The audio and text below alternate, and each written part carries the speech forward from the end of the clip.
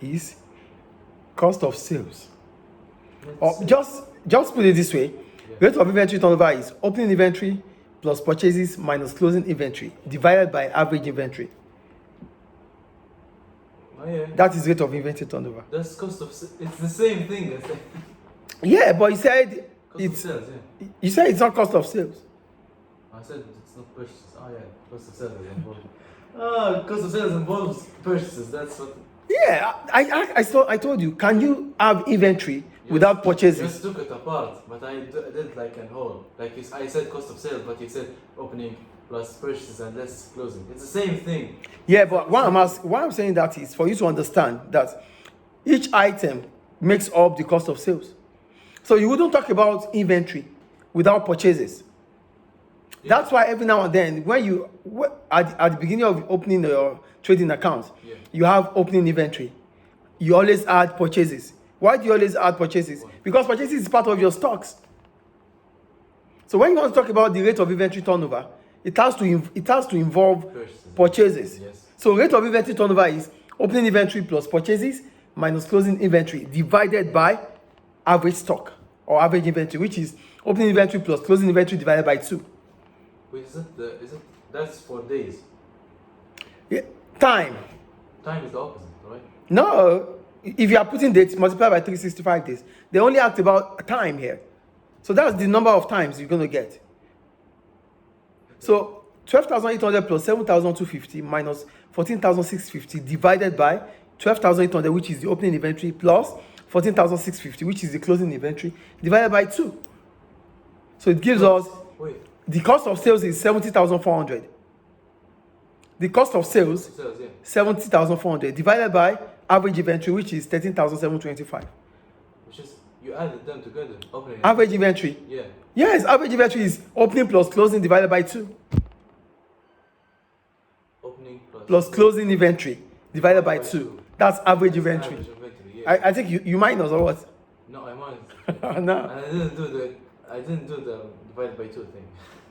Why? How is it called average? Yeah. It's called average because you have to divide it with the number, with the frequency.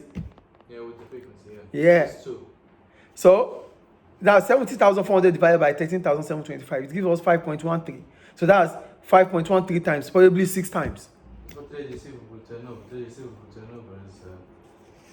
average. No, trade receivable turnover. That means you're going to talk about trade receivable. Yeah, and cost of sales. Sales. No, sales at all. And purchases. Trade payable will be about purchases. Is it clear now? Yes. So for gross profit margin, it is revenue. Gross profit margin is gross profit divided by revenue multiplied by 100.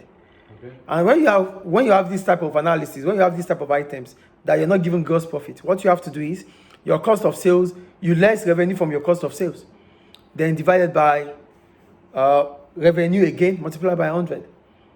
For profit, net profit margin, then you have your gross profit. So gross profit minus expenses divided by revenue multiplied by 100. Then we go to current ratio. For current ratio, it is current asset divided by current liability. So what are our current assets here? We have the current assets are inventory. It's the inventory. Are we going to add the opening? It's a current asset. Yeah, I know. The opening or the closing one. Or we do the difference between them. No. You use your closing. Your closing is what is left with the business. Okay. So your closing goes to your statement of financial position. Yes or no? Yes. Not your opening inventory. Your closing inventory is what you are left with. I thought it was the difference. No. The difference is used for your cost of sales. Okay. But when you are preparing your statement of financial position, your closing inventory is what is left as a business. That goes to your statement of financial position. As a current asset thing. Do you understand? So for current asset, for current ratio, it is current asset divided by current liability. So here our current ratio is the closing inventory, which is 14,650, and we have trade receivables, 12,700. You add them together. Then for the current liabilities, we have trade payables and overdraft. So that's 27,350 ratio, 12,500. 12,500 divided by 12,500, 1. So it's always 1 for current liabilities. So divided by 27, 1,350 gives you 2.19. Clear? Yes. And for liquidity ratio, it is current asset minus stock.